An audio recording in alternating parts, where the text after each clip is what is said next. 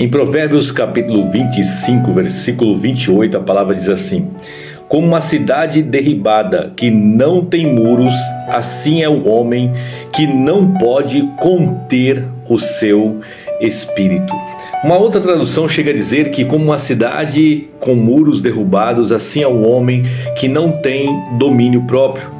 Quantas vezes você vai ver na Bíblia Sagrada que, por exemplo, a cidade de Jerusalém, quando ela foi invadida, derrubaram as muralhas de Jerusalém, e a primeira coisa que Neemias se preocupou quando foi restaurar Jerusalém foi edificar as suas muralhas. Por quê? Porque naquela época uma cidade sem muralhas era uma cidade desprotegida.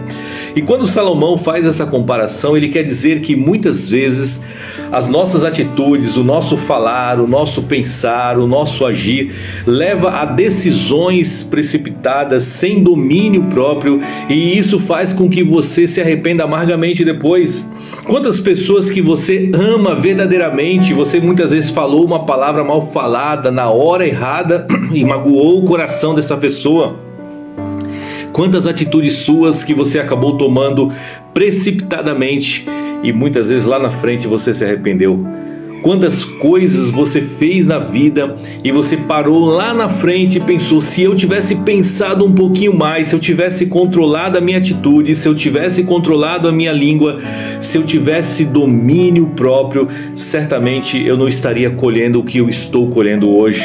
Olha só o que a Bíblia chega a dizer sobre o domínio próprio em Gálatas, capítulo 5, versículo 22, diz assim: mas o fruto do Espírito é amor, gozo, paz, longanimidade, benignidade, bondade, fidelidade, mansidão e domínio próprio.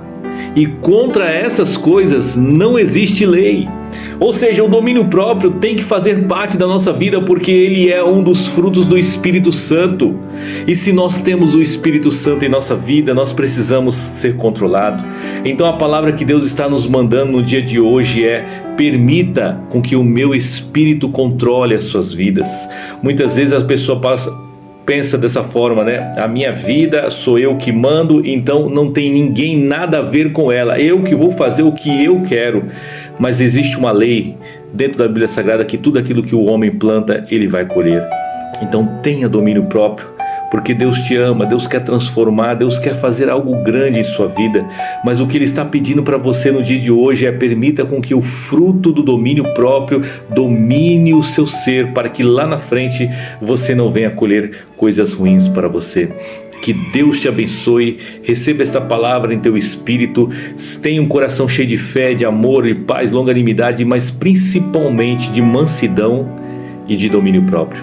Deus te abençoe e receba esta palavra em nome do Senhor Jesus.